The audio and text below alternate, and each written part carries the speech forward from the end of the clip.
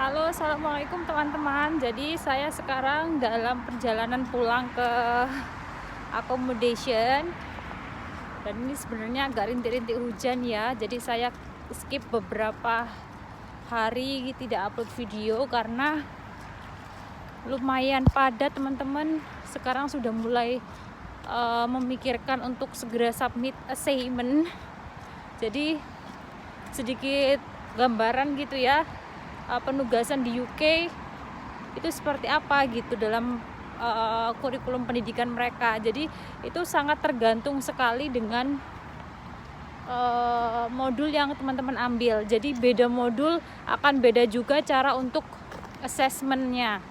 Tapi mostly biasanya rata-rata teman-teman Indonesia gitu ngambil modul yang tidak terlalu sulit. Jadi rata-rata itu kita diminta untuk bikin esai dengan jumlah yang sudah ditentukan sama mereka. Jadi misalkan 3.000 atau 1.000 kata atau 6.000 kata. Ini cantik nggak sih? Ini salah satu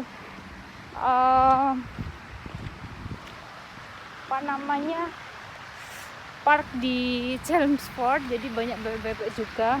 Ini sebenarnya agak gerimis, jadi jalannya agak cepat. Tapi secepat-cepatnya kita jalan itu kayak masih belum bisa mengalahkan jalannya orang bule sih. Oke, jadi balik lagi ke assignment.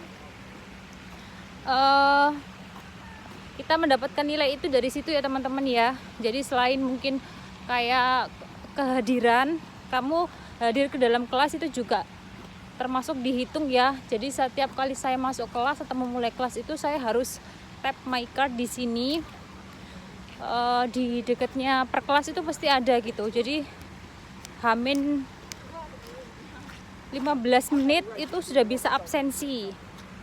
Nah ditutup sampai H plus berapa ya, H plus 5 menit atau 10 menit gitu, saya agak lupa. Cuman saya biasanya selalu sebelumnya sih gitu. Ini ada burung-burung teman-teman, banyak kak. Tuh, burung-burungnya di situ. Oke, lanjut lagi.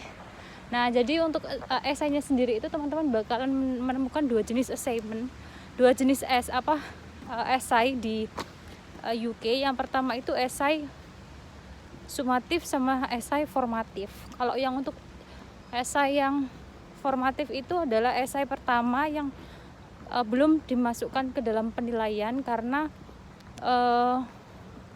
penilaian mereka itu di esai sumatif. Jadi kadang biasanya dosen akan memberikan masukan atau komen-komen terkait esaimu itu di esai formatif yang kamu submit. Nah setelah itu kamu bisa memperbaiki lagi sampai batas waktu ditentukan, deadline untuk sumatif assignment gitu. Nah selain itu uniknya di sini kalau misalkan mau konsul esai gitu ya, itu tidak hanya di dosen penanggung jawab mata kuliahmu juga aja, tapi kamu itu juga bisa sampai mengembun dong kameraku. Jadi kamu itu juga bisa konsul di librarian seperti yang saya pernah sampaikan juga mungkin ya. Jadi di kampus itu biasanya itu ada tim librarian atau case study skill plus gitu yang bisa kita mintai tolong untuk mengecek strukturnya, bukan konten ya.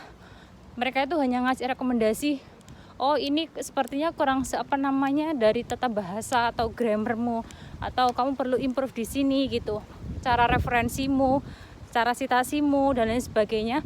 Itu mereka bisa ngasih bantuan.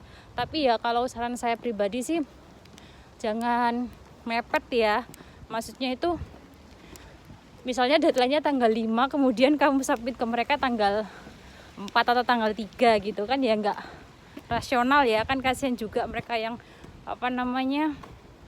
nge-review. Kemudian setelah kamu submit assignment, maksud saya kayak yang formatif assignmentmu itu,